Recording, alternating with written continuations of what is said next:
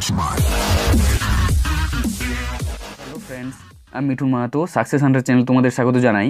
আজকের এই ভিডিওটি তোমাদের কাছে খুবই গুরুত্বপূর্ণ হতে চলেছে। আশা রাখছি তোমরা ভিডিওটি শেষ পর্যন্ত দেখবে। এটা তোমরা লাস্ট মিনিট সাজেশন হিসেবে ধরে নিতে পারো, কারণ অনেকেই তোমরা বলেছিলে যে লাস্ট মিনিট সাজেশনের একটা তোমাদের দরকার। তো আজকে আমরা চেষ্টা করব মানে কম প্রশ্ন করে কিভাবে বেশি নাম্বার পাওয়া যায়। এর আগে আমি তোমাদের ইংলিশ সাজেশন দিয়ে দিয়েছি, তোমরা চাইলে দেখে নিতে পারো। আমাদের হাতে দেখো, হাতে গোনা কয়েকটি দিন রয়েছে, তাই আমাদের যে চারটি প্রোজ রয়েছে। তো প্রথমে রয়েছে আমাদের দ্য আইজ হ্যাবিট, তারপর রয়েছে স্ট্রং রুটস, তারপর রয়েছে থ্যাংক ইউ ম্যাম এবং 3 কোয়েশ্চেন। তো দেখো, প্রথমেই আমি থ্যাংক ইউ ম্যাম এবং 3 কোয়েশ্চেন লিখে রেখেছি। তো আমার যেটা মনে হয়, তোমরা চাইলে অন্য প্রোজ থেকেও করতে পারো। তো সব থেকে যদি কম প্রশ্ন করে বেশি কমন পাওয়া যায়, তাহলে কিন্তু এই দুটো প্রোজ থেকেই তোমরা পাবে, থ্যাংক ইউ ম্যাম এবং 3 কোয়েশ্চেন। এখান থেকে কিন্তু তোমাদের বেশি প্রশ্ন করতে হবে না, শিওর দুটো তোমরা কমন পেয়ে যাবে। কিন্তু যারা স্ট্রং রুটস করবে তারা অবশ্যই করো, যারা দ্য আইজ হ্যাবিট করবে অবশ্যই করো। দ্য আইজ হ্যাবিট নিয়ে আমি একটু পরে ডিসকাস করছি এবং স্ট্রং রুটস নিয়ে। তো আমরা জানি যে আমাদের দুটো 6 নম্বর করে করতে হয়, ঠিক আছে? যে কোনো দুটো করতে হবে, চারটি পড়ার থেকে আমাদের যে কোনো দুটো করতে হবে। তো প্রথমে দেখো, থ্যাংক ইউ ম্যাম থেকে আমরা দুটো ক্যারেক্টার করব, রোজারের ক্যারেক্টার এবং মিসেস জোনসের ক্যারেক্টার, যার অ্যান্সার এগুলোর সবেরই অ্যান্সার দেওয়া আছে তোমাদের, তোমরা চাইলে আমার চ্যানেল দেখে নিতে পারো। এবং দ্বিতীয় যে প্রশ্নটা করব, হোয়াই ডিড রোজার নট রান এওয়ে দো দ্য ডোর ওয়াজ ওপেন, বা হাউ রোজার transform into a good boy. এই প্রশ্নটা কিন্তু এবছর খুবই গুরুত্বপূর্ণ, এবং তার চেয়ে বেশি গুরুত্বপূর্ণ যেটা মনে হচ্ছে, I am very sorry lady, I am sorry. এই লাইনটি তোমাদের এবিটিএ এবং ডাব্লিউবিটিএ টেস্ট পেপারে প্রচুর পরিমাণে রিপিট হয়েছে, তাই এটা আসার খুবই চান্স রয়েছে। তোমরা 2 নম্বরটাও দেখে যাবে এবং অবশ্যই রোজার এবং মিসেস জোনসের ক্যারেক্টার করে যাবে। এগুলো করলেই থ্যাংক ইউ ম্যাম থেকে একটা কমন অবশ্যই আসবে। এবং তার সাথে সাথে রোজার এবং মিসেস জোনসের যে ফার্স্ট মিটিং, প্রথম যে সাক্ষাৎ হয়েছিল, সেই ফার্স্ট মিটিং সম্পর্কে তোমাদের একটা কোয়েশ্চেন আসতে পারে, বাট অতটা ইম্পর্টেন্ট নয়, এটা করার অতটা প্রয়োজন নেই, তোমরা চাইলে দেখে দিতে পারো। আরেকটা তোমাদের কথা বলে রাখি, দেখো আমি যে প্রশ্নগুলো দিয়েছি এখানে কিন্তু তোমাদের শর্ট কোয়েশ্চেন এড থাকতে পারে, ঠিক আছে? যেমন 1 + 1 + 4 কিংবা 1 + 2 + 3, এইভাবে কোয়েশ্চেনগুলো তোমাদের হবে, মাস্ট হবে। তো তোমাদের কি করতে হবে, তোমাদের কিন্তু টেক্সটগুলো ভালো করে পড়ে রাখতে হবে। এমনিতে তুমি এইভাবে যদি ফলো করো এবং অ্যান্সার লেখো, তাহলে 70-75 পেয়ে যাবে।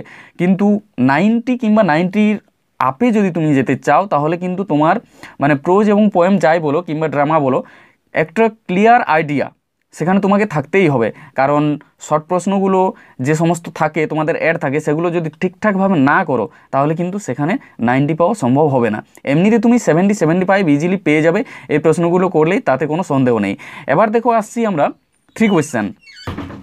দেখো, 3 কোয়েশ্চেন থেকে যেটা সবচেয়ে ইম্পর্টেন্ট, সেটা হচ্ছে you have already been answered. এই লাইনটি কিন্তু তোমাদের এবার আসতেই পারে, মানে how did the czar have already been answered. মানে এখান থেকে দেখো, তোমাদের প্রশ্ন যেটা আসবে সেটা ওই হারমিট কিভাবে সেই জারের 3টি প্রশ্নের উত্তর দিয়েছিল, এটা কিন্তু আমার দেওয়া আছে, তোমরা দেখে নিতে পারো। এবং দ্বিতীয় যেটা সবচেয়ে ইম্পর্টেন্ট, সেটা হচ্ছে হেয়ার কাম সামওয়ান রানিং। হয় তোমাদের এই লাইনটি তুলে দিতে পারে, কিংবা তোমাদের প্রশ্নটা এইভাবে আসতে পারে, how did the czar nurses the wounded man, বা take care of the wounded man, বা ট্রিট দ্য উন্ডেড ম্যান।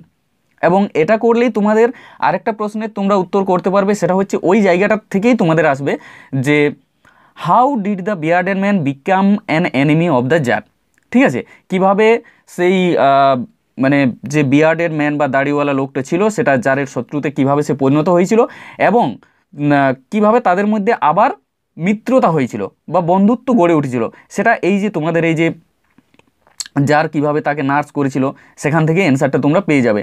তো সেখানে তোমাদের আমি আগেই বলেছি শর্ট কোয়েশ্চেন অ্যাড থাকতে পারে, তোমরা অবশ্যই শর্ট কোয়েশ্চেনগুলো ঠিকঠাকভাবে করবে, প্রশ্নটা আগে বুঝবে তারপর করবে।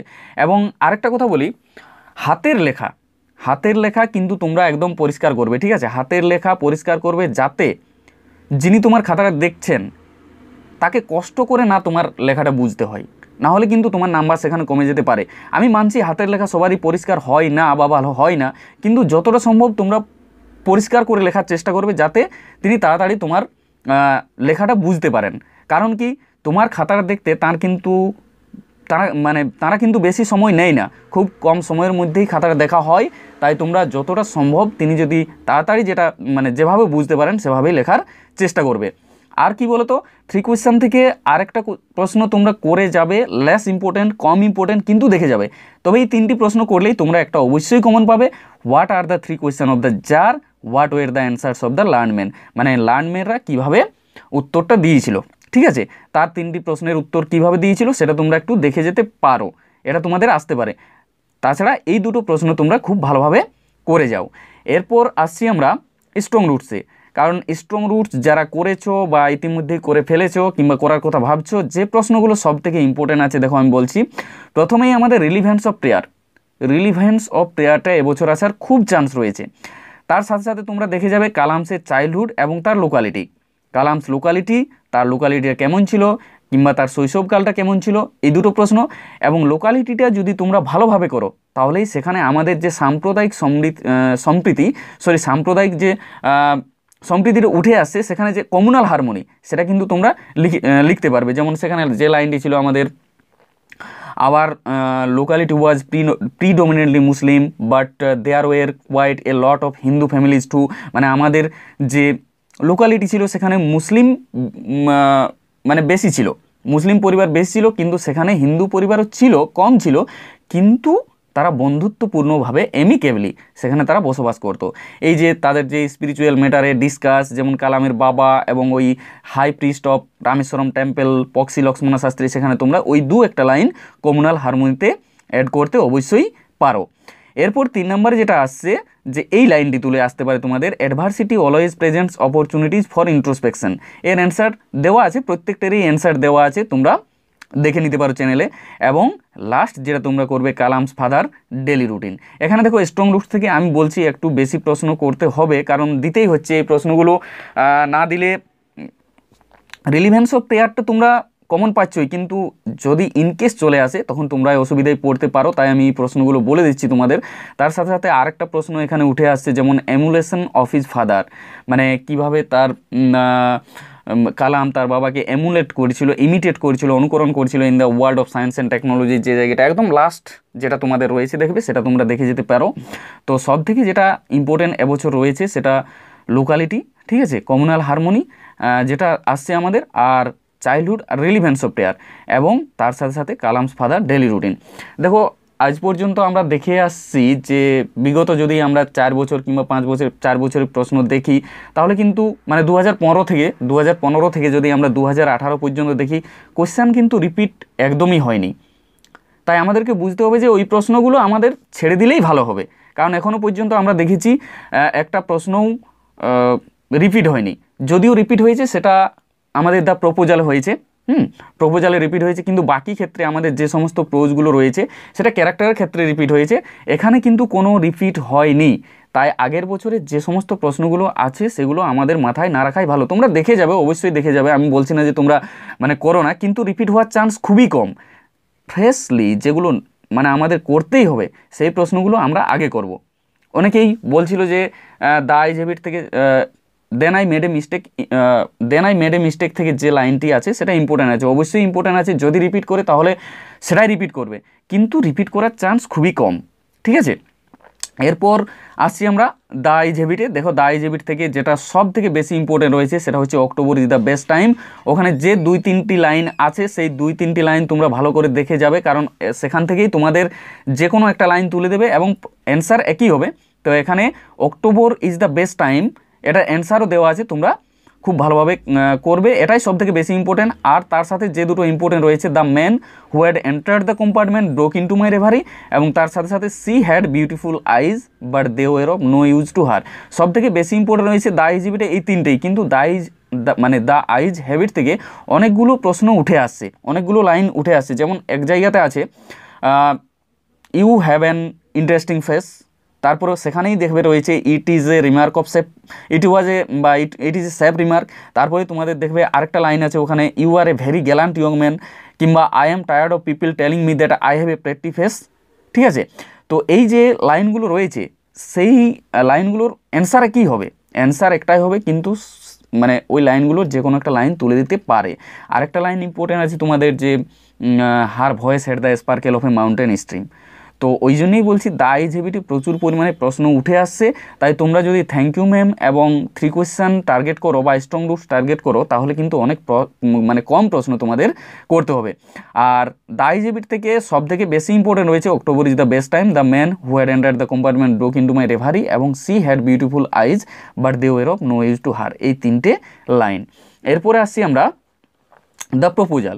দেখো প্রপোজাল থেকে যে 4টে প্রশ্ন এবছর করতেই হবে, না করলেই নয়, সেই 4টে প্রশ্ন হচ্ছে Chubukov as a sensible father, খুব গুরুত্বপূর্ণ একটা প্রশ্ন, character of Natalya, social life এবং bring him back bring him back. এই লাইনটি কিন্তু বারবার WBTA বলো ABTA বলো বারবার এই লাইনটি দেখা গেছে, অতএব এই লাইনটি আসার খুবই চান্স রয়েছে। এবং সোশ্যাল লাইফটিও খুব ইম্পর্টেন্ট, এই 4টে প্রশ্ন আমাদের করতেই হবে। তার সাথে সাথে যদি তোমরা মনে করো তাহলে ওই যে একটা লাইন ছিল না যে what a burden law to be a father of a grown up daughter, ঠিক আছে, ওই লাইনটি, কিংবা he is the best dog in the district, কুকুর নিয়ে যদি তোমাদের পড়ে তাহলে ওই লাইনটি আসতে পারে। আর লোমোভের একটা লাইন ছিল যেটা ছিল তোমাদের I need to lead a regular life, সেই লাইনটি তুলে তোমাদের প্রশ্ন আসতে পারে, তোমরা সেগুলো দেখে যেতে পারো। কিন্তু সব থেকে যেটা বেশি ইম্পর্টেন্ট রয়েছে সেটা রয়েছে Chubukov as a sensible father, social life আর ব্রিং হিম ব্যাক এই 3টি কিন্তু এই 4টে প্রশ্ন এবং ক্যারেক্টার অফ নাতালি, এগুলো তোমরা দেখে যাও, আশা রাখছি তোমরা একটা পেয়ে যাবে। এরপর তোমরা যদি বলো যে পোয়েম, দেখো পোয়েম থেকে আমি তো বলেই দিয়েছি তোমরা the poetry of earth target নাও এবং দ্য পোয়েট্রি অফ আর্থে যে অ্যান্সারটা লেখা আছে সেটা ভালো করে করো, কারণ সেখানে 2টো সিজন রয়েছে, সেই 2টো সিজন সাম আপ করলেই তোমরা লিখে আসলেই নাম্বার পেয়ে যাবে, যে কোনো প্রশ্ন আসুক সেখানে তোমরা লিখতে পারবে। এবং সনেট নাম্বার 18 থেকেও তোমাদের অ্যান্সার দেওয়া আছে, সেই দুটো করো, আমি বলছি সেখান থেকে তোমরা ভালো মার্কস আসবে। এবং শর্ট কোয়েশ্চানগুলো MCQগুলো ভালোভাবে করো। দেখো শর্ট কোয়েশ্চান তোমাদের একটা কিন্তু আমি সাজেশন দিচ্ছি, ঠিক আছে, যে কোনো দুটো পড়ো, যে কোনো দুটো প্রোজ, সেই দুটো প্রোজ থেকে মোটামুটি তোমাদের ওই 15 থেকে 30টি কিংবা 40টি এই ধরনের প্রশ্ন হবে, সেখানে তোমরা 4টে প্রশ্ন করতে পেরে যাবে, ঠিক আছে, ইজিলি করতে পারবে, কোনো অসুবিধে হবে না। আর গ্রামার যদি বলো তাহলে WBTA এবং ABTA এই 1 থেকে 20 নাম্বার পেজ পর্যন্ত তোমরা একদম করে যাও। দেখো ABTA তো আমি পুরোপুরি সলভ করে দিয়েছি, তার সাথে সাথে তোমাদের যে WBTA টেস্ট পেপারটি রয়েছে সেখানে তো তোমাদের অ্যান্সার করে দেওয়াই আছে, তাই সেটা নিয়ে আর আমি মানে ভিডিও বানালাম না, যেহেতু তোমাদের ABTA-তে অ্যান্সার ছিল না, তাই সেখানে যে সমস্ত অ্যান্সারগুলো তোমাদের অসুবিধে রয়েছিল সেগুলো করে দিয়েছি। তোমরা সেখান থেকে 1 থেকে 20 নাম্বার, ঠিক আছে, যতগুলো গ্রামার আছে, MCQ আছে, SQ আছে, 80% তো মানে অবশ্যই পাবে, 100%ই পেয়ে যাবে। তো 100% বলছি না, 80% অবশ্যই তোমরা কমন পেয়ে যাবে। আর এর আগে আমি তোমাদের রাইটিংয়ের সাজেশন দিয়ে দিয়েছি, ঠিক আছে, রাইটিংয়ের সাজেশন তোমরা চ্যানেলে ভিজিট করবে, দেখে নেবে। আর আশা রাখছি তোমরা সবাই ভালো পরীক্ষা দেবে, তোমাদের সবারই ভালো পরীক্ষা হোক, আমি এটাই আশা রাখছি। তোমরা অবশ্যই আমি যে কথাগুলো বললাম সেগুলো একটু ভালো করে ফলো করার চেষ্টা করো আর ভালো করে পরীক্ষা দাও। দেখো মার্জিন টানার ক্ষেত্রে তোমরা যদি মার্জিন টানতে না চাও তাহলে যে তোমাদের প্রশ্নপত্রটি রয়েছে বা উত্তরপত্রটি রয়েছে সেটা তোমরা ভাঁজ করে নেবে চারদিক থেকে এবং বাঁ সাইড থেকে তোমরা লেখা শুরু করবে শেষ পর্যন্ত। ঠিক তুমি পরের পেজেও একই রকমভাবে লিখবে, বাঁ সাইড থেকে শুরু করবে শেষ পর্যন্ত। তাহলে কি হবে, তোমার যেহেতু ভাঁজ করা আছে তাহলে সেই ভাঁজ অনুযায়ী তোমরা লেখাটা লিখে যাবে, তাহলে একটা পজিশানে এক লাইনের লেখাটা থাকবে। এবং যখন তোমার খাতাটা অনেক খাতার মধ্যে চলে যাবে, শেষে যখন খাতাটা দেখা হবে কি হবে বলো তো, তোমার যে একটা দাগ তৈরি হবে সেখানে মাঝে মার্ক তৈরি হবে সেটাও চলে যাবে এবং লেখাটাও খুব সুন্দর দেখাবে। তাহলে তোমার সময়টাও কম বাঁচবে এবং খাতাটাও খুব সুন্দর দেখাবে। আর যদি মার্জিন টানতে চাও তাহলে বাঁ সাইডে টানবে এবং উপরে টানবে, চারদিকে টানার কোনো দরকার নেই, সময় নষ্ট করে কোনো লাভ নেই।